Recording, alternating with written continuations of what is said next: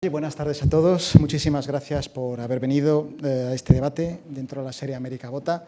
Hemos tenido un pequeño retraso, pero bueno, no pasa nada. Gracias también a la Casa de América y a la Fundación Consejo España-Brasil por la organización del evento. Y gracias a ustedes por venir. Yo soy Thiago Ferrer y el próximo día 7, 147 millones de brasileños están llamados a las urnas en las que posiblemente sean las elecciones más impredecibles desde el restablecimiento de la democracia hace más de 30 años. Para saber por qué y qué nos espera en los próximos 12 días hasta que empiecen las elecciones y en el futuro tenemos aquí a Ana Ayuso, investigadora principal para América Latina del CIDOT, del Centro de Información y Documentación Internacionales en Barcelona y profesora asociada de Derecho Internacional Público por la Universidad Autónoma de Barcelona. Ana, bienvenida, muchas gracias por estar aquí. Gracias. Tenemos también a Ricardo Boixat, periodista en prensa, radio y televisión y analista político. En 2016 ganó el trofeo Imprensa al mejor presentador de informativos por su trabajo en la cadena Bandeirantes. Ricardo, obrigado por estar aquí. Gracias, bienvenido.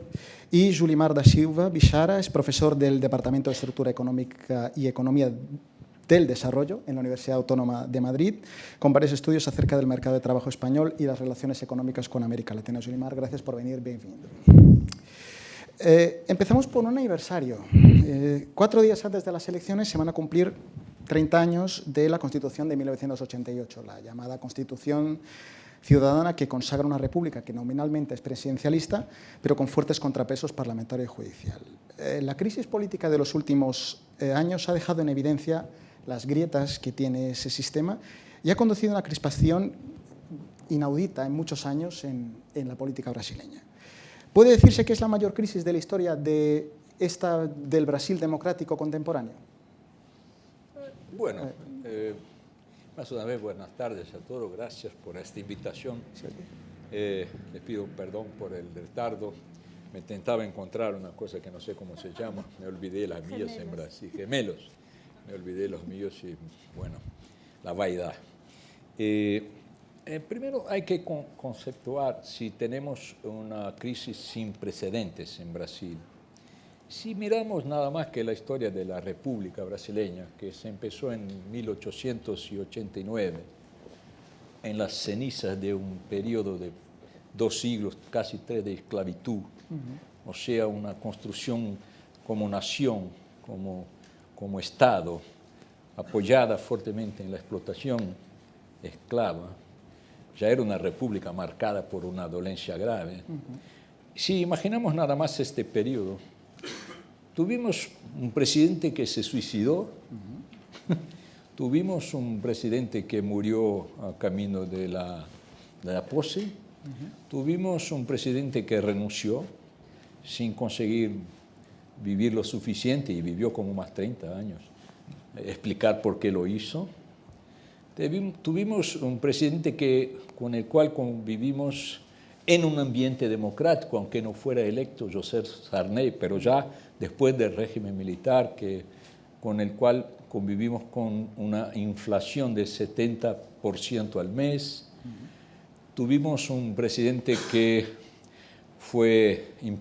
sufrió impeachment, pero que antes de sufrirlo confiscó los recursos, la poupanza, no sé si se llama. Ahorros. Los ahorros. Los ahorros de la población, de la clase media, de quien tenía ahorros. Así que no me parece que sea correcto históricamente decir que estamos en una crisis sin precedentes. Estamos en una crisis, claro, una nación con 24 millones de desempleados reales, que suman los desempleados formales, los que están trabajando menos que necesitan, no llevan comida suficiente, y los que no quieren más buscar empleos en el mercado establecido porque perdieron las esperanzas. Esto suman 24 millones de brasileños y brasileñas. Tenemos una crisis que no me gusta llamarla de institucional, porque tampoco las instituciones están cerradas o no están o impedidas de actuar. Puede decir que están actuando muy mal, puede decirse que no actúan al nivel que se espera o que se necesita, pero tampoco no veo una crisis que pueda merecer el nombre de una crisis institucional. No tenemos tanques en las puertas del Senado ni del Supremo Tribunal Federal. No tenemos prisiones políticas con la configuración que merece este nombre. Entonces no veo una crisis. Tenemos una crisis grande, grave, que supera en mucho a otras crisis de otras democracias y pierde para algunas otras.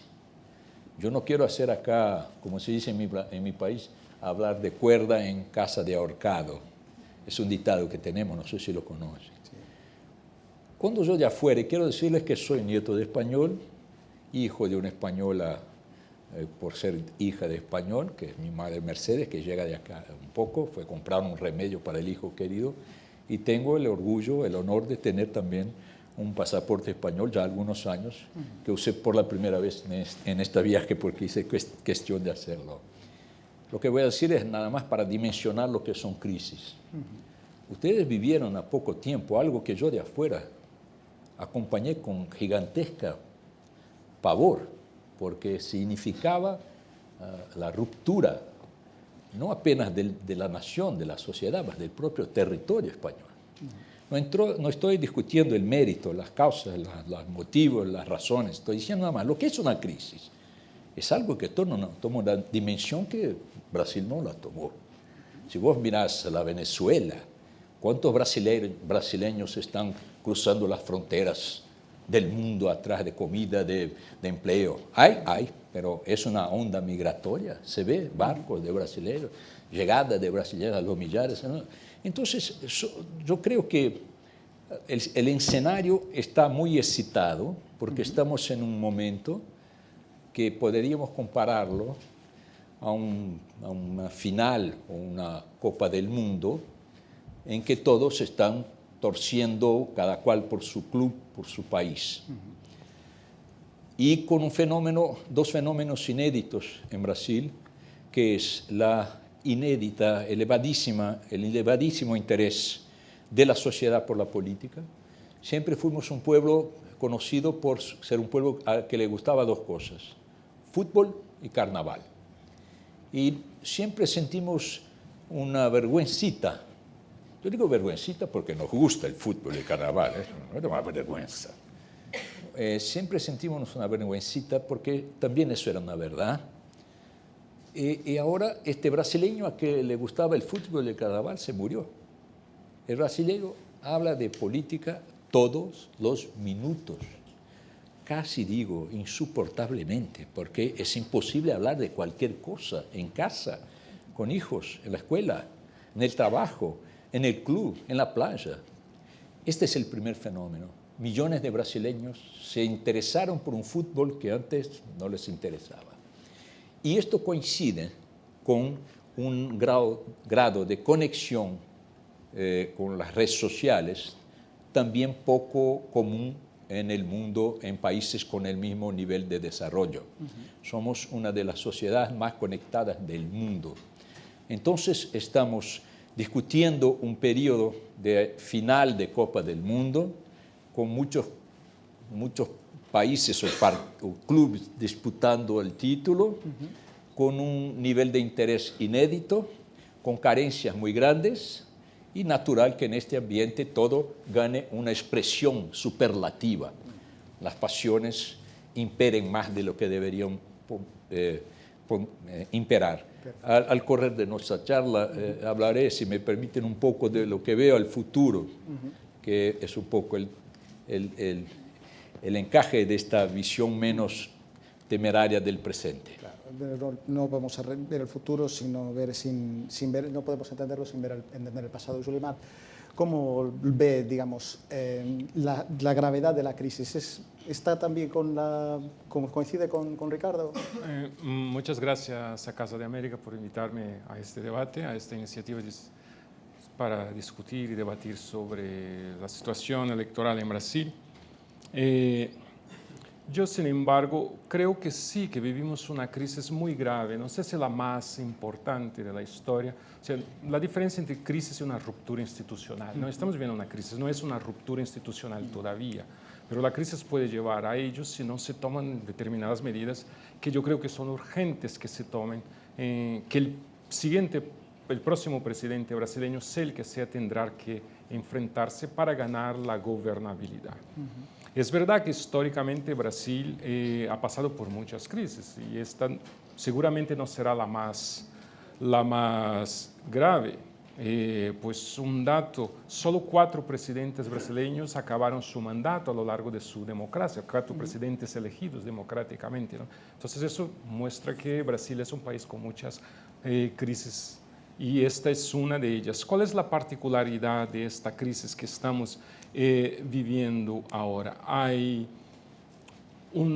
las instituciones, yo veo las instituciones, hay una crisis institucional, las instituciones se están derruyendo, las instituciones no parecen generar capacidad de respuesta para promover una estabilidad, una gobernabilidad que el país, una gobernabilidad y una estabilidad política que el país necesita, ¿no? Veo el sistema de partidos políticos absolutamente para usar una terminología, absolutamente destrozados. No hay partidos políticos en Brasil, hay personalismos, tanto que uno de los candidatos líder es una persona, no existe un partido político detrás de él, el otro está en la cárcel, pero con capacidad de generar votos a su candidato y es más una atracción personalista que el partido político. El PT no ha sido capaz de generar una atracción de votos a su candidato, no, ha sido Luiz Inácio Lula da Silva. Entonces hay mucho personalismo, entonces el sistema de partido político está derruido. Hay más de 30 partidos políticos con representación en la Cámara de Diputados. Sí. El siguiente presidente, sea el que sea, tendrá que generar una coalición de gobierno estable. Dilma gobernaba con 7 partidos políticos, Lula con 5, Fernando Henrique Cardoso tuvo más fácil, había una mayor concentración de votos, gobernó con 3 partidos políticos, ¿no? Entonces el siguiente presidente tendrá que pactar con 8 partidos políticos, 7 partidos políticos. Eso genera un mercadeo político que es muy complejo. Sí. Y además, el Ejecutivo, bueno, hay otra variable importante con relación a la crisis del legislativo, es que un porcentaje muy elevado de los diputados están condenados o acusados, no condenados, sino acusados por corrupción. Entonces, hay un déficit de legitimidad también del Congreso de los Diputados. El Ejecutivo depende de este legislativo que no tiene capacidad de movilidad, capacidad de movilización, capacidad de manejo. Tenemos el sistema judiciario que está muy fuerte y está sobrepasando sus responsabilidades en una democracia institucionalizada en la que hay equilibrios de poder. Pues el judiciario está politizado, está gobernando, está decidiendo ministros. Eso también es un problema. Este desequilibrio de poder yo creo que es de las primeras veces que se nota de forma tan radical en la historia de Brasil, ¿no? Por otro lado, tenemos una crisis económica, que ya se han comentado, aunque la situación económica hoy en Brasil no es tan grave como en el pasado. La inflación está estable, el país tiene superávit comerciales como nunca, sigue recibiendo inversiones extranjeras directas, hay muchas empresas invirtiendo en Brasil, las empresas españolas están ahí. Tenemos 380.000 millones en reservas, eso es 30% del Producto Interno Bruto. ¿Cuál es el problema económico de Brasil? El problema económico de Brasil es justamente derivado de esta inestabilidad política. Entonces, si tuviésemos que decir, ¿cuál es el problema de Brasil hoy? Es la política, no la economía, parafraseando la frase aquella famosa, ¿no? Que es la economía, no, en Brasil es la política. Sí. Si no hay estabilidad política, pues no hay inversión, no hay crecimiento económico y eso produce desempleo. No hay actividad económica, hay menos ingresos públicos. Ese es el gran problema que tendrá que solucionar el siguiente presidente. Las cuentas públicas están muy deterioradas, por lo que demanda una serie de reformas que el siguiente presidente tendrá que enfrentarse. Reformas fiscales, reformas de la seguridad social, buscando equilibrar a largo plazo las cuentas públicas del país, ¿no? Entonces, para no monopolizar toda la discusión, yo lo voy dejando por aquí, pero yo creo que sí hay una crisis muy fuerte no creo en ruptura, pero sí en una crisis que la sociedad brasileña tiene que buscar mecanismos para generar estabilidad, gobernabilidad al siguiente presidente. Si no, los riesgos son muy elevados. Una crisis de inestabilidad, pero no llega a ser del todo de ruptura institucional. ¿Estás de acuerdo, Ana? Sí, creo que ahí es una crisis de desafección de la ciudadanía con respecto a los políticos y sus instituciones, no un quiebre, ¿no? Lo que sí es verdad que hay una cierta peligro en el sentido de que se están normalizando algunas expresiones, ¿no? De regreso o de justificación del pasado autoritario que son asustadores, ¿no? Como dicen. Es decir, eso es lo que preocupa, ¿no? Que hay un determinado tipo de discurso que parece justificar el retorno pues, del sector militar, de justificar pues, la pasada dictadura. Eso sí que es peligroso, que eso se normalice en el discurso. Yo creo que todavía no es una cosa mayoritaria y que por lo tanto yo creo que no hay un peligro de involución realmente democrática, pero sí que es curioso que el candidato que tiene más intención de voto haya sostenido en público determinadas afirmaciones y que eso sea pues, aceptado por determinados tipos de población. Que es más de lo que uno podría esperar, ¿no? Sí. Porque siempre hay un sector que siempre estará allí, pero que eso alcance, ¿no? A más del 20%, casi un 30% de la población, que esté dispuesta a comprar ese discurso, aunque no se lo crea del todo, aunque crea que no vaya a pasar, pero que esté dispuesta a votar, creo que eso sí que encierra un cierto peligro. Y luego yo creo que eso, que es algo que viene ya de la anterior elección, yo creo que hay una extrema polarización, ¿no? Y entonces creo que eso dificulta a la hora de crear unas alianzas pues, que sean más abarcadoras del conjunto de la población. Y esa polarización viene también de una ruptura territorial. Creo que en Brasil es algo histórico, no se ha conseguido reducir las históricas diferencias, desigualdades territoriales, ¿no? Leí en algún sitio que las diferencias territoriales son iguales que en el siglo XIX, ¿no?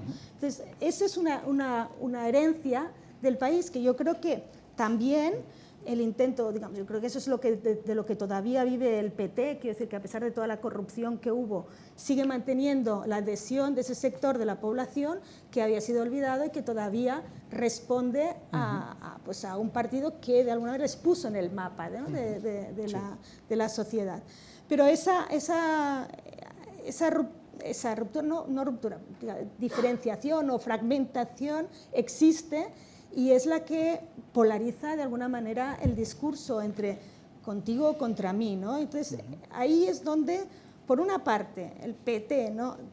hizo esos esfuerzos, ¿no? por poner a ocuparse de ese sector de la población. Por otra parte, no cambió para nada las estructuras que generan esas diferencias. Y eso es la asignatura pendiente del país, ¿no? Cambiar esas estructuras que hacen que todavía el 5% de la población reciba el mismo porcentaje de riqueza que el 95% restante. Sin que eso se busque una solución, se busque una medida que pueda romper con esas dinámicas de desigualdad, es muy difícil que se pueda llegar a una cohesión social dentro del país, porque al fin y al cabo es construir una cohesión social. Entonces yo creo que ahí es donde hay una incapacidad del sistema de generar esas complicidades que permitan hacer esos cambios estructurales, ¿no?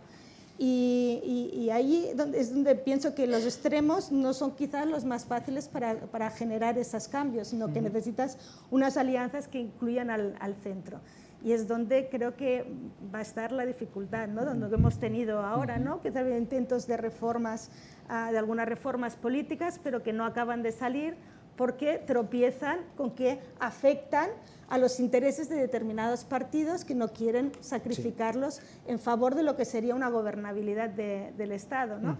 Y ahí es donde no sé si cada uno de estos dos candidatos son capaces de generar esas complicidades. Y creo que este es el peligro, ¿no? De seguir así, cuando el país no puede seguir así, ¿no? Cuando son necesarios esos cambios, por ejemplo, la reforma de la seguridad social.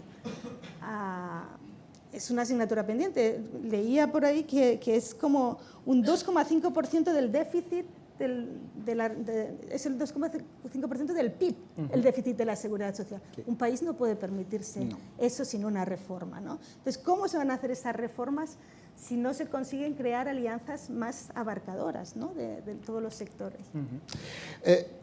Hemos hablado mucho de desafección, ¿no? De desafección de la sociedad acerca del sistema político, del sistema institucional. El escándalo Lavallato, es decir, la investigación que reveló aparentemente una relación simbiótica de corrupción entre grandes constructoras, la empresa pública Petrobras y políticos, ¿en qué medida ustedes ven que ha contribuido a impulsar esa desafección? Yulimar. Es evidente que eso ha tenido unas consecuencias muy importantes para la credibilidad de la población brasileña, la sociedad brasileña en el sistema político, ¿no? Yo he estado mirando los indicadores del Latino Barómetro, no sé si lo conocéis, sí. Pues Brasil es el país con menor índice de aceptación de la democracia entre los países latinoamericanos, lo que dice mucho, ¿no? Y eso, pues sin duda, está relacionado con el escándalo de la corrupción, en el que la población brasileña se depara que tiene uno de los países más injustos del mundo en términos de distribución de renta, en el que tiene unos servicios públicos de pésima calidad, servicios de sanidad, educación, transporte, vivienda, y que, sin embargo, descubre que un grupo de privilegiados está utilizando el Estado para hacerse ricos, ¿no? Y entonces eso ha generado una desafección muy grande en la sociedad brasileña y que está teniendo consecuencias en estas elecciones. No cabe duda que parte de la figura del candidato que hoy es líder en las encuestas, de Bolsonaro, su discurso es este. Su discurso parece que sus asesores han mirado estos indicadores, los indicadores del Latino Barómetro, y él pues dice, pues solo un 15% de la población brasileña estaría dispuesta a defender la democracia a cualquier precio. Pues yo puedo hacer declaraciones que no me va a tener mucho efecto. Y además los que están ahí son todos corruptos. Entonces, por un lado está teniendo esta consecuencia que permite el discurso el discurso apolítico, el discurso en contra de las instituciones. Yo soy un outsider y voy a solucionar todos estos problemas porque estos políticos están ahí para robar, ¿no? Entonces, esto para mí es muy importante. Erika. Mire, yo tengo miedo de salir de acá como un viejito demasiado esperanzoso. Yo no... ¿Cuánto dice Barómetro que son los brasileños que quieren la democracia? Es el último que se han publicado desde 2015 con datos de 2013, el 15%. Esta es una mentira evidente. Una pavada monumental que produjeron con esa pesquisa. Tenemos 208 millones de personas. ¿Te crees que 180 quieren una dictadura? Que lo diga el Barómetro, pero a mí me parece un disparate. Curioso que lo que me parece que va resistiendo más en Brasil, a despecho de todo, es la democracia. Una porquería de democracia que no solucionó los problemas, que ya los dijeron acá, y son verdaderos, son graves, mas no se tocó en los fundamentos de la democracia, ¿entendiste? El Congreso es el peor que tuvimos estos últimos 4 años, no fue cerrado. Los pocos generales que se aventuraron a hablar de política tuvieron allí una repercusión y sufrieron más palizas que aplausos en la gran media, en los centros políticos y todo. No hubo una manifestación que pudiera reunir 10.000, 20.000 personas pidiendo la vuelta de los militares, y varias fueron convocadas con este propósito. Siquiera 10.000. Repito, somos 208 millones.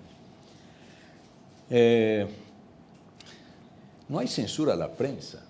te procesan mucho si sos periodista que habla cosas que no quieren oír unos y otros, pero no te prenden, no cierran tu periódico.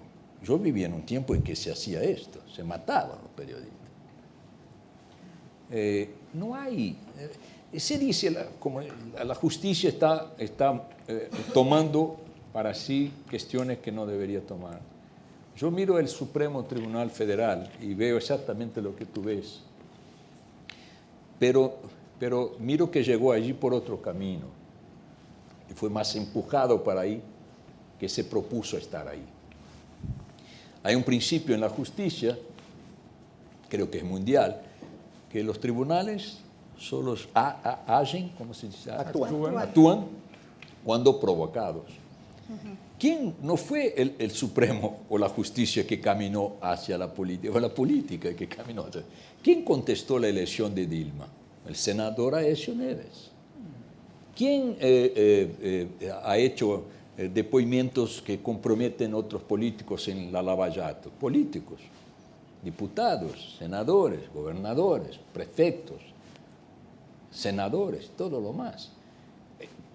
¿Para dónde confluyen estas cuestiones? A la justicia. Entonces, lo que se ve, a mi ver, es que no consigo ver esta amenaza a la democracia.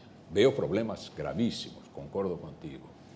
Tenemos tantos problemas y son tan evidentes que es como si tuviéramos delante de un hijo con una enfermedad clarísima, con un tratamiento casi que único. Es lo que me parece que va a ocurrir. No tienen opciones. Las reformas tendrán que salir. Y para que no piensen que Lula es una cosa y otros son otra, la primera reforma de la Previdencia que se aprobó en Brasil, la aprobó Lula. Y no que no fue una reforma de Previdencia que no sufrió resistencia a la izquierda. Expulsó compañeros del PT que votaron en contra de la reforma que propuso Lula y la aprobó. No fue la reforma necesaria para no tener que hacer otra ahora, pero fue la reforma. ¿Quién tuvo a su lado las figuras más clásicas de la política tradicional con todo de podrido que pueda haber? La izquierda de Lula. Y este será el movimiento que va a hacer Bolsonaro. ¿Por qué yo creo que no estamos adelante de un riesgo a la democracia? Porque Bolsonaro o Haddad tendrán que caminar hacia el centro. Y cuando digo el centro, no digo un centro ideológico, es un centro porque no quieren se colocar.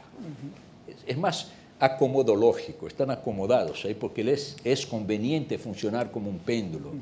Un momento te pellizco acá, otro acá, y te voy sacando lo que me interesa.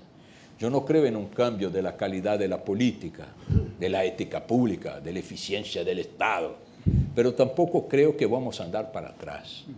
Las elecciones que se realizan con toda esta tensión, con toda esta polémica, con toda esta discusión, serán elecciones que confirmarán la democracia, no la derrubarán. Y de ella resultará un electo legitimado, porque algo que no se dice acá es que este clima que estamos viviendo se da en el apagón, en el ocaso de un gobierno ilegítimo que movilizó fuerzas políticas o representó fuerzas políticas que se movilizaron con la idea que fue comprada por una parte significativa, mayoritaria de la sociedad, de los grandes medios, de los formadores de opinión, de que el impeachment sería cambiar algo podrido por algo no podrido, por algo sano. Y no pasó mucho tiempo para que se percibiera que el podrido A era igual al podrido B, hasta porque vivían juntos, dormían juntos y comían juntos. Quien estaba hoy en el gobierno, estaba en el gobierno petista, con Lula y con Dilma. Entonces, bueno, y Bolsonaro es una incógnita en muchos sentidos, porque el que a mí me da una cierta preocupación, ahí sí, es que si percibe que no consigue caminar hacia el centro, conquistando una base en el Congreso, que no le será muy difícil, pero vamos, que no lo consigue y paraliza su gobierno, su discurso de intentar llamar a los militares para hacerse no sé qué, será un discurso al cual recurrirá seguramente si se ve acantonado como un bicho atacado que no tiene para dónde salir. Entonces, será necesario, ahí todavía así, preguntar si los militares quieren y si pueden, porque lo que tenemos de memoria de la acción militar contra la democracia brasileña remete a 1964. Muchos aquí no habían nacido, eran chiquititos. Entonces, ¿qué amenaza permanente es esta que estamos viendo? Me acuerdo de aquellos que pensaban que había siempre un comunista abajo la cama. Tenemos otros problemas abajo la cama. Pero no veo estos riesgos, estas cosas. Y más, 64 no fue un golpe militar. Los historiadores y todo, hasta mismo los que fueron derrotados por el golpe, como mi familia, comprenden que fue un golpe con un gran apoyo de la clase media, de la grande media, de la media. Entonces, sería necesario que este dato de esta pesquisa fuese rigurosamente verdadero, y no lo creo en absoluto, para que hubiera un ambiente favorable a una intervención militar delante de una derrota de Bolsonaro o del emparedamiento de su gobierno. Interrumpeme, porque si no me quedo hablando. Ana, ¿tú cómo lo ves? Sí, no, yo quiero aclarar que en el Latinobarómetro hay varias preguntas, y la que sale con esos porcentajes, si no me equivoco, es la satisfacción con la democracia. O sea, el apoyo a la democracia. El apoyo, la democracia, luego hay otra del apoyo a la democracia churchilliana. Y es 13%, no es ni 15%, ¿Sí? es 13%. Es 13%. Bueno, porque en la desafección a cómo funciona sí que existe. ¿Cuál es el apoyo? Con el pregunto, Es ¿cuál es el una apoyo a la encuesta. dictadura? ¿Cuál es el número? No, eso no lo sé. No es esta pregunta, no sé. Perdóneme, estamos No, discutiendo algo que no tiene valor Yo sé que hay científico. dos preguntas, si estás satisfecho Bueno. con la democracia, cómo funciona, y otra que es la democracia churchilliana, que es decir, ¿crees que es mejor que cualquier otro gobierno? Y entonces ahí nos sale un porcentaje Algo así. tan alto. ¿No? Creo que hay esa diferencia. Entonces estamos hablando de diferentes cosas.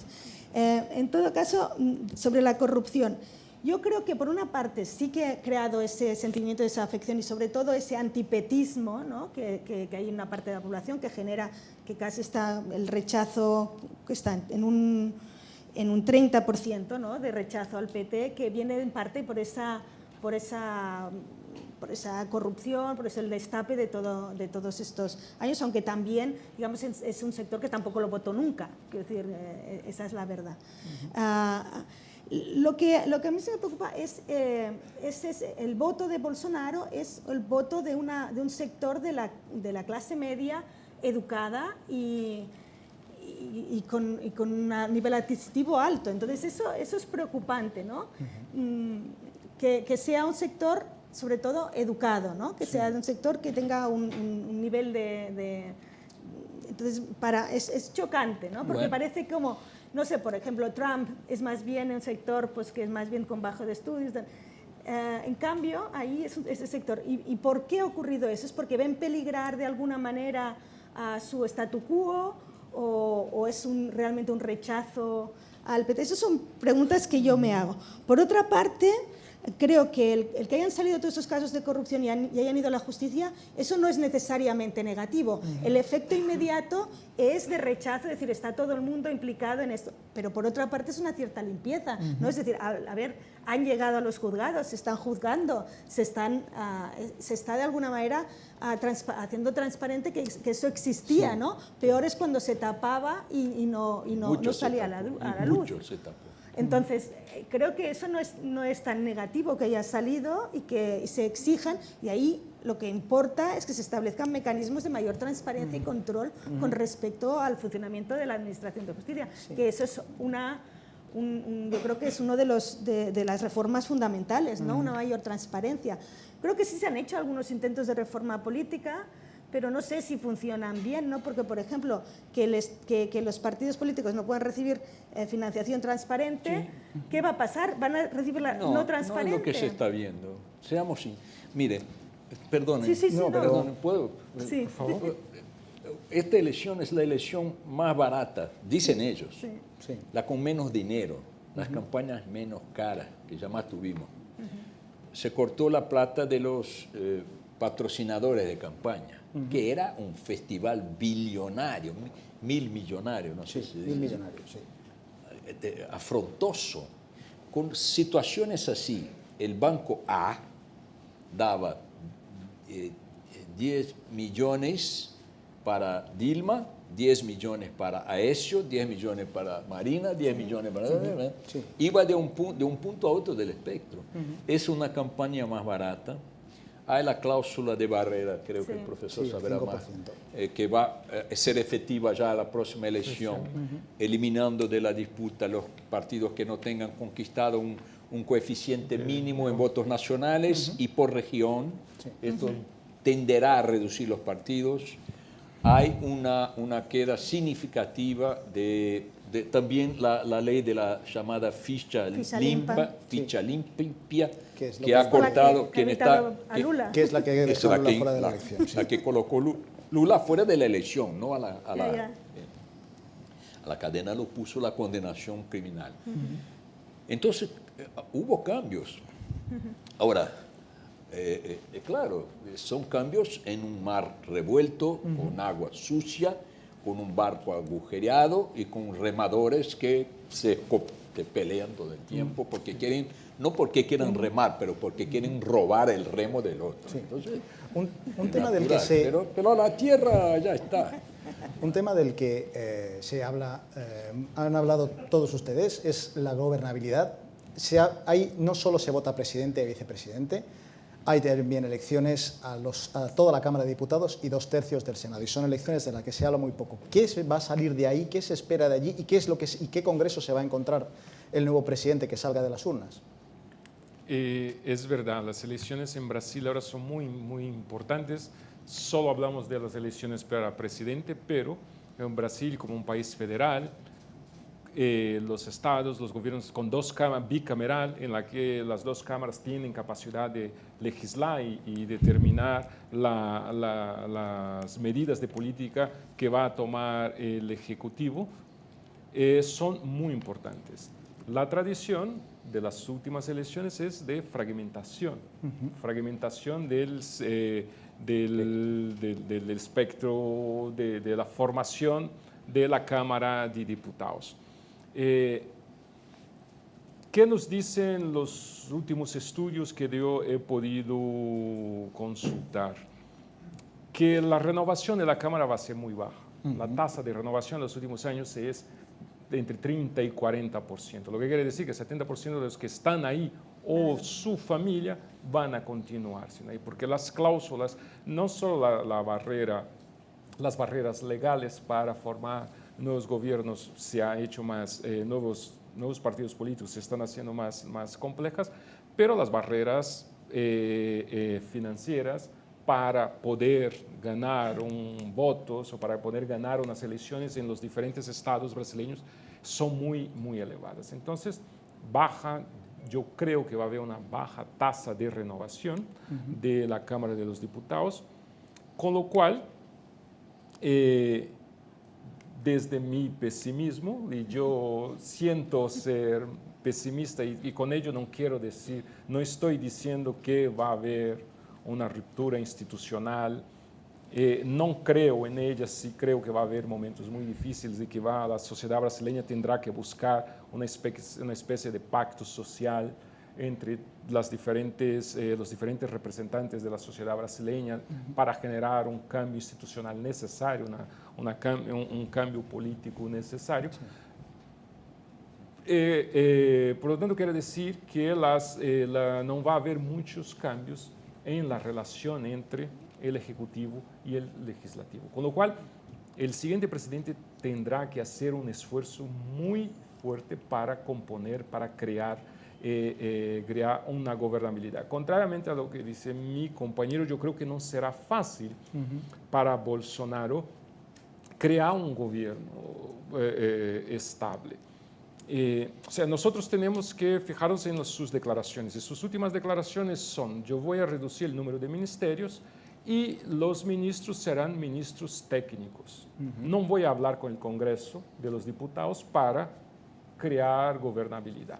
El Congreso de los Diputados está acostumbrado a gobernar a Brasil y más que nunca se ha dado cuenta de su poder, Sí. porque han conseguido quitar a una presidenta, porque quería La segunda presidenta. la segunda. Entonces, ¿cuál es el riesgo? De un conflicto institucional entre Ejecutivo y el Legislativo. ¿Qué ocurrió en las últimas veces en Brasil? ¿Qué ha ocurrido eso? Pues impeachment. Sí. Medio, ¿no? Medio. Tuvimos 2 impeachment. Bueno, Un de impeachment. 4 presidentes. Un impeachment, a ver, El un 50% impeachment de de los- Collor, que era una figura isolada, que se eligió en la primera elección después de la dictadura, en un ambiente que muchos consideran Semejante, sí, semejante. semejante al de ahora.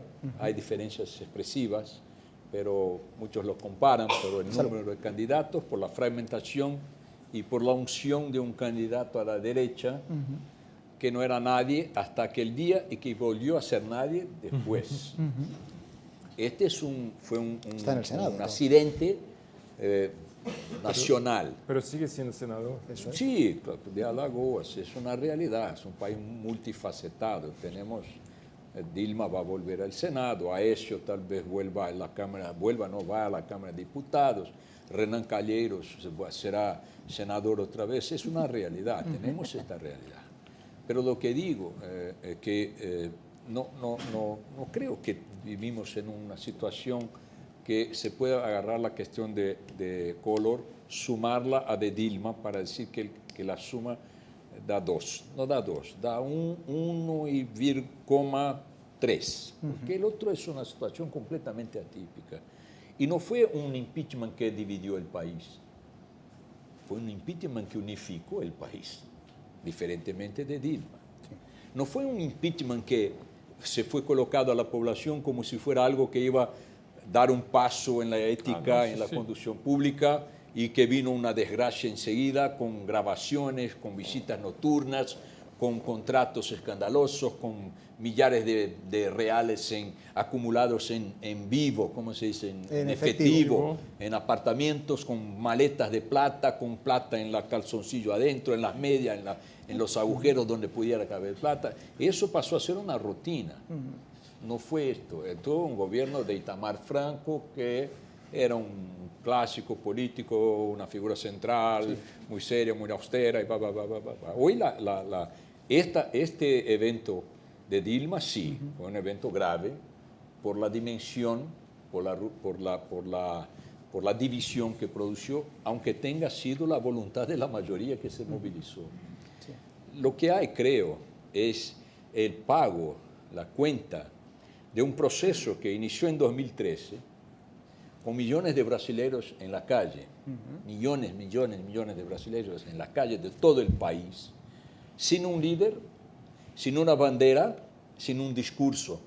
Entonces, ¿por qué estaban en la calle? Porque estaban movilizados por un sentimiento. ¿Qué sentimiento era ese? Un sentimiento de cambio en las relaciones del Estado y por lo tanto de la clase política con la sociedad. ¿Qué sociedad? Una sociedad que está entre las 15 que más paga impuestos en el mundo y que tiene los servicios más asustadores del mundo en el campo público. Pero lo que dicen ¿Qué hicieron? Fueron a la calle. ¿Qué hizo la clase política? Presentó una solución, discursaron. A la época, ¿te acordás? Dilma discursó, Aécio discursó, los gobernadores, todos discursaron. Porque como no tenían un foco específico, y sí a todos fueron a la televisión, oímos las calles, la voz de las calles. ¿Y qué hicieron? Nada. Dilma llegó a proponer, si no me acuerdo, en la memoria, una reforma, un proyecto general de reforma política. Bueno, nada hicieron. ¿En qué desagüó eso? Ellos sabían que aquella energía iba a encontrar un lugar. Y como era contra todos, cindiéronse. Colocáronse como si fueran oponentes reales. Nunca fueron. Repito, dormían juntos, comían juntos, gobernaban juntos, a décadas. Y volverán a ser elegidos. Lo que resultó de este logro es esta frustración general que ahí está. está ahí desaguando ahora, pero aunque todo esto sea muy confuso y muy incómodo, desconfortable, yo insisto que vamos a dar un paso. Vamos a dar un paso. La elección es un paso adelante. La pose del nuevo presidente, y no la coloco en duda, es un paso adelante. Las circunstancias no le dan margen de movimiento demasiado afuera de una pauta que me parece común. Hay que enfrentar la crisis económica, hay que presentar proyectos de reformas, hay que colocar la cuestión de la corrupción, mantenerla en la orden del día, no porque lo quieran. Cuando llega ya hoy este Congreso, que no se renova mucho, no importa si se renova mucho o poco, la sociedad es otra. La sociedad es otra. Pero no se refleja en el Congreso. Claro que, mira, yo hago un juguete. Yo digo, cuento 5 chistes en un minuto. Primer chiste. Brasil va a prender el presidente más popular de su historia. Nadie ríe. Segundo chiste. Brasil va a prender el diputado federal más poderoso desde la redemocratización. Nadie ríe. Brasil va a prender el ministro de Hacienda más poderoso desde Delfín Neto, que fue el gran ministro de la dictadura del milagro económico. Nadie ríe. Brasil va a prender la cúpula del sector privado de la economía que más inversiones del gobierno recibía, que más volumen de plata movimentaba y empleo generaba. Los va a encarcelar, los va a expoliar, les va a sacar plata, los va a multar, los va a prender. Nadie ríe. Brasil va a prender un gobernador que hoy, si no estuviera preso y condenado a más de 180 años de prisión, se llama Sergio Cabral, sería candidato a la presidencia de la República con razonables posibilidades de llegar a algún lugar diferente del candidato Meirelles de su partido, que está con 2 puntos en las encuestas. ¿Por qué son 5 chistes y nadie ríe? Porque no son chistes más, son verdad. Brasil hizo eso, pero hizo eso porque por los jueces del Supremo se despertaron a la mañana, hicieron un pipicito y fueron a prender los corruptos. O porque la Policía Federal se despertó un día y dice, bueno, ahora voy a cumplir mi deber y prender los ladrones. O porque los promotores, los procuradores también se tomaron de un heroísmo cívico. No, no fueron ellos que cambiaron, fuimos nosotros. Fueron las personas, no quieren más. Los políticos brasileños hacían las barbaridades que hacían, andaban el día siguiente en la plaza del Carnaval, al centro de la población, y vino nada máximo que hoy si salen a la calle, le tiran huevos si es alguien que está visado, los persiguen en los aeropuertos, en la puerta de la peluquera de la mujer. Entonces, eso cambió, y no es posible que este cambio no va reflejarse en la realidad del nuevo gobierno, sea el uno u otro. Y también, solo para hacer una corrección, creo que me hice entender mal, no dice que va a ser más fácil a Bolsonaro caminar al centro. Al contrario, dice que Haddad, con la historia que PT ya tiene de gobernar con el centro, será más fácil para él que para Bolsonaro. Perfecto. Sí, Ana, Sí, yo también pienso que va a ser más fácil la Haddad. Primero, que también pienso que tiene más chances más posibilidades. Sí, más posibilidades que Bolsonaro. Creo que la tendencia es que Bolsonaro se estanca y Haddad va subiendo, y que el nivel de rechazo que tiene Bolsonaro es mayor que el de Haddad. Por lo tanto, razonablemente podemos pensar que Haddad tiene más posibilidades. Aparte, es que si miramos entre los candidatos, son unos cuantos los que fueron ministros de Lula, los diferentes candidatos. Sí, es decir, estamos diciendo de gente que al final han gobernado juntos y que están gobernando juntos en los gobiernos de los estados federales y en las grandes ciudades. Alckmin estuvo gobernando, apoyando a Haddad también es decir, convivieron razonablemente en Sao Paulo. Es decir, que no estamos hablando de encontrar. Yo creo que es más difícil con Bolsonaro, realmente por su discurso. También creo que necesariamente si llega, y espero que no, que tenga que cambiar el discurso. Pero si vamos a Haddad, aunque se le pone, antes lo discutíamos, ¿por qué es Haddad más extremo que Ciro Gómez? También no lo veo así. Yo tampoco. Tampoco lo vemos, porque realmente el programa tampoco es muy diferente. Y es más, para los mercados es más predecible a Haddad que no Ciro Gómez. Es decir, que Por lo tanto, Importante también pensar que los discursos son siempre discursos que tienen mucha semejanza en la campaña y prácticas que no son iguales a los discursos, como la reducción de ministerios. No me acuerdo un candidato que no lo tenga prometido. Hablamos digamos, de varios factores que van a pesar. Lo hemos hablado antes en algún momento en la conversación, que son primero la economía, qué economía va a enfrentarse, qué economía se va a encontrar el nuevo presidente, cuál es el papel de las mujeres en la campaña electoral y cuál es el papel de los medios de comunicación y de las redes sociales. Son temas que hemos hablado antes, los tres.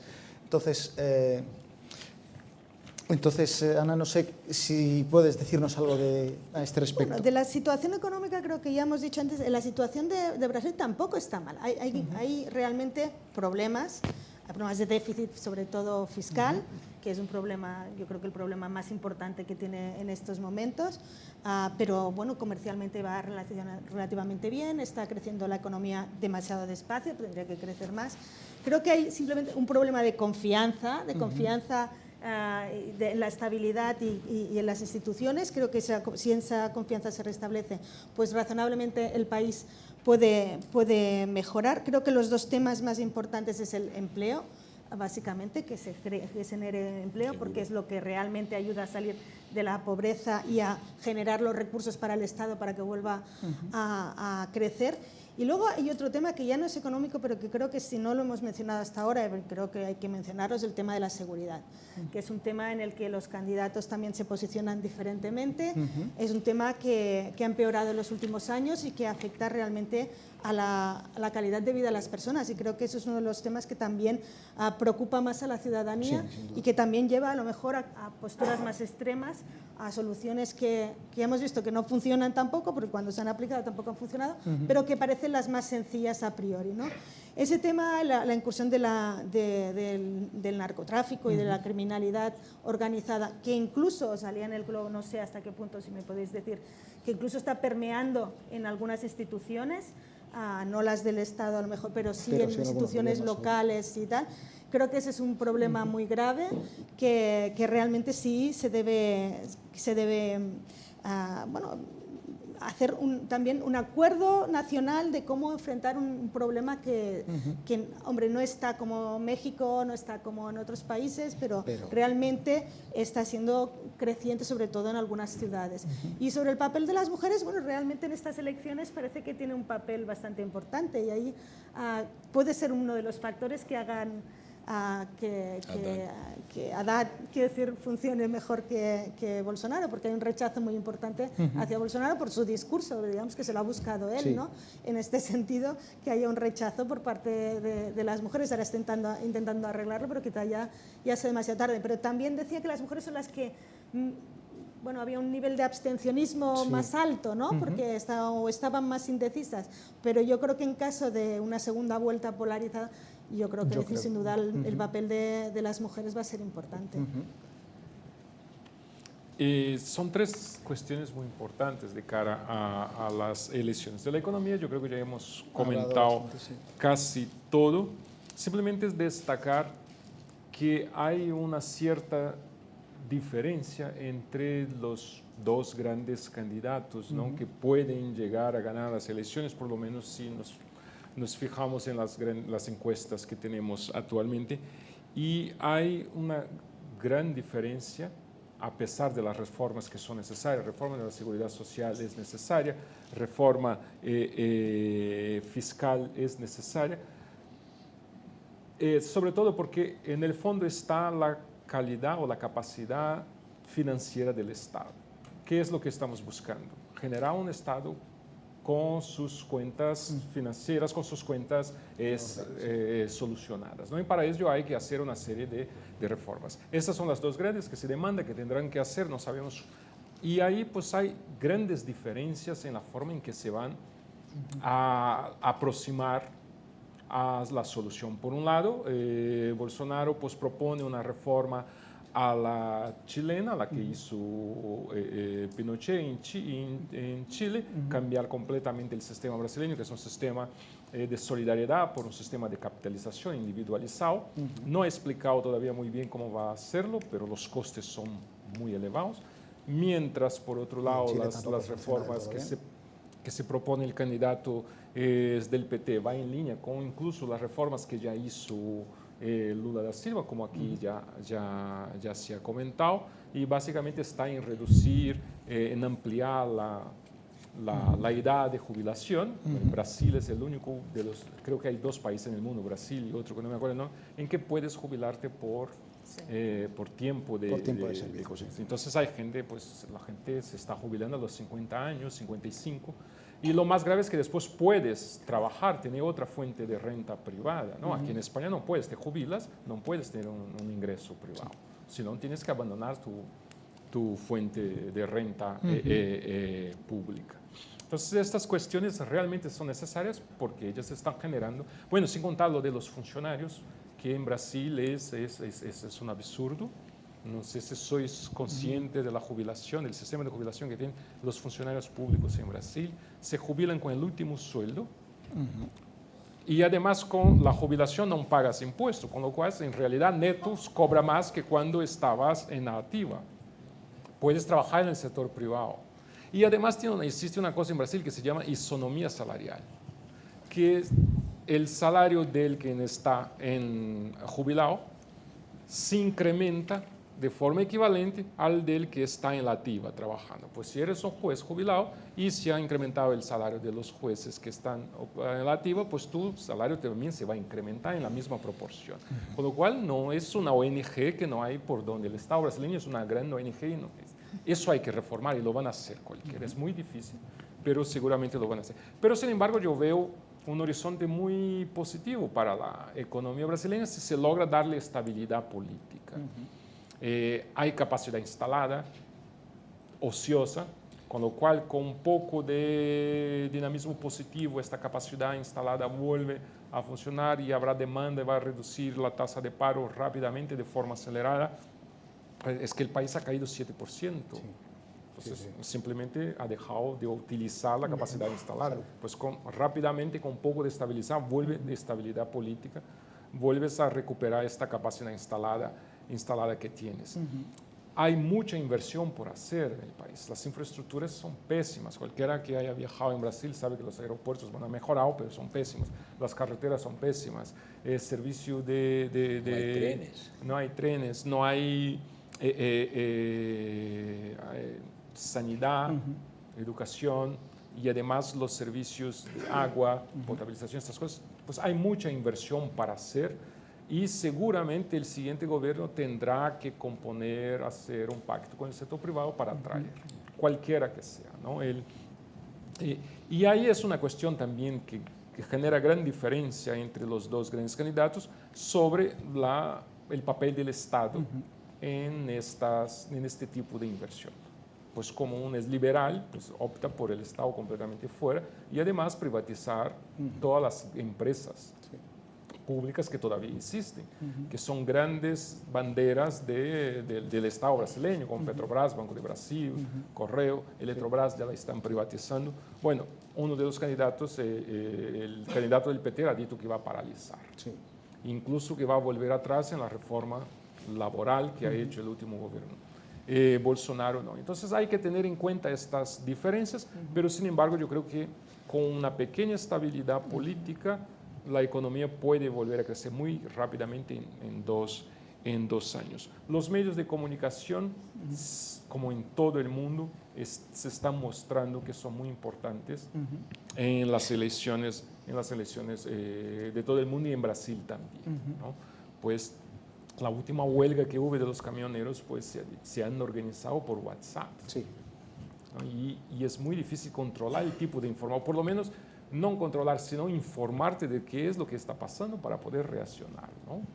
Entonces eso es, o sea, hay que tener en cuenta que las redes sociales van a ser muy importantes.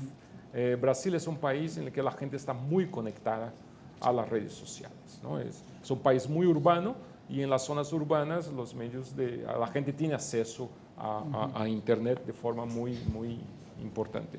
Y el papel de las mujeres también es más una consecuencia de una serie de declaraciones muy infelices que ha dicho Bolsonaro, que ha generado pues un mayor foco sobre cuál es la opción de las mujeres. Entonces, pues ellas también serán importantes en la decisión de las próximas elecciones. Ricardo, brevemente. Bien rápidamente, las mujeres son mayoría entre los electores. Estaban hasta poco tiempo, no sé si todavía, en el campo más mayoritario de las incertezas, no sabían, ¿no? Como dijiste. Y Mauro Paulino, que es el director del principal instituto de encuestas de Brasil, que es Datafolha, uno de los mayores, dijo que no era indecisión, era cautela. Lo creo también. Sí. Es un voto más calificado. Como la sociedad brasileña cambió enormemente su interés por la política, aumentándolo exponencialmente, también esto afectó el público femenino, claro. Y no tengo duda que, no digo que un candidato tiene que ofrecer grandes propuestas al público, a la población femenina, que no lo haga si no lo quiere hacer y que corra el riesgo de sufrir por eso. Ahora, si agride a este público, le ocurre lo que probablemente va a ocurrir con Bolsonaro, con este electorado. Una pérdida brutal, con más de la mitad del público, puede ser fatal. En la seguridad pública, en la criminalidad, tenemos 65.000 homicidios por año. Diríamos que si tenemos 65.000 homicidios por año y 62.000 homicidios resueltos, esclarecidos, bien, es un país violento, pero que las cosas funcionan, la policía, la justicia, las prisiones. Bueno. Pero de cada 100 homicidios, tenemos 92 que no son resolvidos. No se llega a conclusión alguna. O no llegan al juicio. Mueren por falta de recursos en la estructura policial, científica, investigativa, de inteligencia.